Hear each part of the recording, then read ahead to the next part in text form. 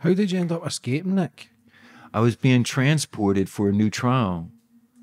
And I was happy to go to court, but it was the coldest night of the year in February of 1985.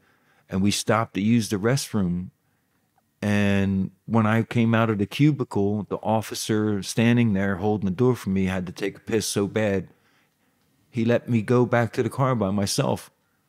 So the dude standing at the car, smoking a cigarette, turned around and saw me coming at him, freaked out, grabbed his pistol, and fired a shot at me. No warning, just bam. So off we went, you know, like Tom Hardy said in Peaky Blinders. Whoop, here we go.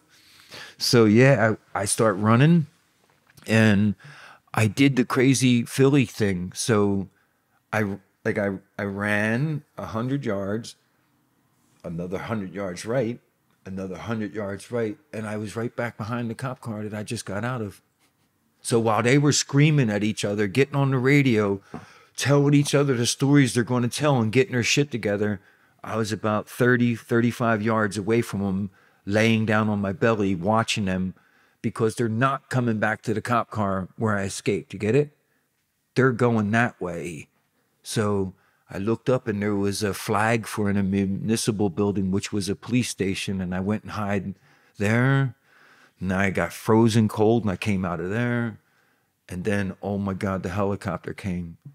So the craziest thing was I was running at one point and I had the blades down on me. And as I was coming up to this big fence, I'm like, oh no, how am I getting over a 10-foot fence?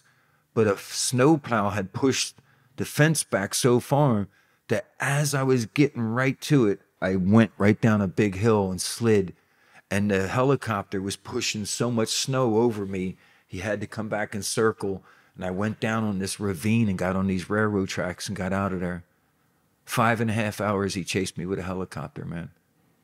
He had to refuel. The infrared wasn't working. I split my calves, my quads, my feet broke open. My face was all torn up from running through the trees without carrying. I was just so exhausted. I walked for 5 miles and I found a 1965 green Mustang and I drove that to New York City. How long were you on the run for? 25 days. And then, yeah, it's crazy. Look, I meet this girl in Fort Lauderdale, good-looking little young girl. I go back to her mom had a little real estate office in one of those strip malls. We get busy in there, have some fun. She invites me to her house the next night to pick her up. When I come to the house, she meant come in for dinner.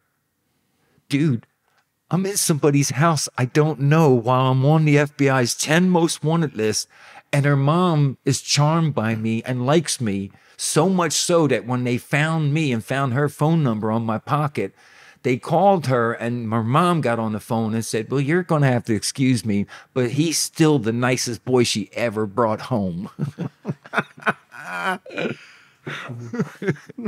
Death row dating, right? Did she know anything about you? No. Little girl, man, I was standing, it was spring break. I'm 24 years old. I've just been in solitary confinement for 3 years. There's girls everywhere, James. You know what I mean? And check this out. The reason I didn't even look like myself, when I was in New York City, I had all these scratches and cuts all over me from running through the forest, getting away from that chopper, right? I mean, I was scratched bad. I knew I looked weird and shit.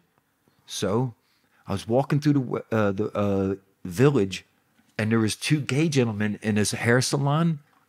And in a flash, it just came to me. I burst in the door and pretended that my boyfriend had beat the shit out of me. Look what he's done to me.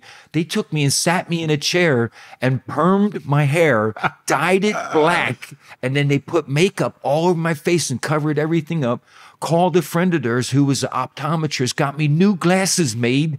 I was like, I came out of there 2 hours later. I'm like, dude, I had a perm. I got the prison picture from... I look like the dude from, what's the actor? He's from Limitless.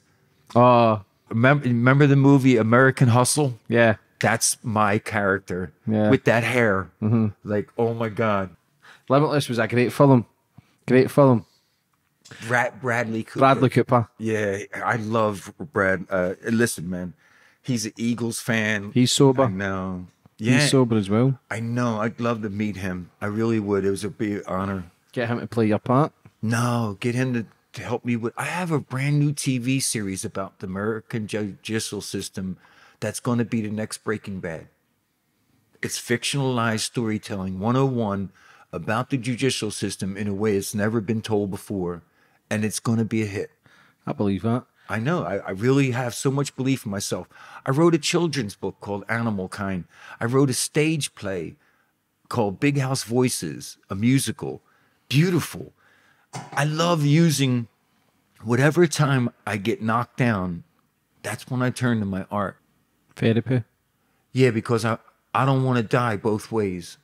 I don't want to die mentally, even if I'm dying emotionally. See, when you were on the run, how did you get caught? I turned myself in, man. Why? Because I couldn't outrun everybody and I was going to get my brother killed or something. Like, I had to go back. The worst time of it was I was sitting on the 101 in Fort Lauderdale, Florida, looking out at the ocean. And I was so exhausted and so worried that as soon as they saw me, they were just going to shoot me, you know? There was an Army-Navy shop, and I was going to go get the big yellow raft, fill it up with all my favorite foods. Then I was going to paddle out in the ocean as far as I could go. Then I was going to have one amazing sunset dinner in that raft out in the shipping lane. Then I was going to cut my arms and make the sharks come around. And then I was going to stab the raft and then shoot myself in the head and never be seen again. I couldn't keep putting my family through this. If I was dead, then they never would be bothered. And like, that's what I was thinking then. Nah. So eventually, at one point, I got caught in a stolen car and I had bail money and I was going to bail out. And everything was like set to go. I walked over and picked up the phone and called my dad. And I said, Dad, you got to call the FBI right now and tell them to come get me. And he did. Death row, life sentence, you're free. You phoned up and held yourself in. How many years into your sentence? So I got another 35 years for that. Try to do a good turn. You think they'd have reduced your sentence, the bastards? Yeah, I ended up with 105 years of sentences plus the death penalty.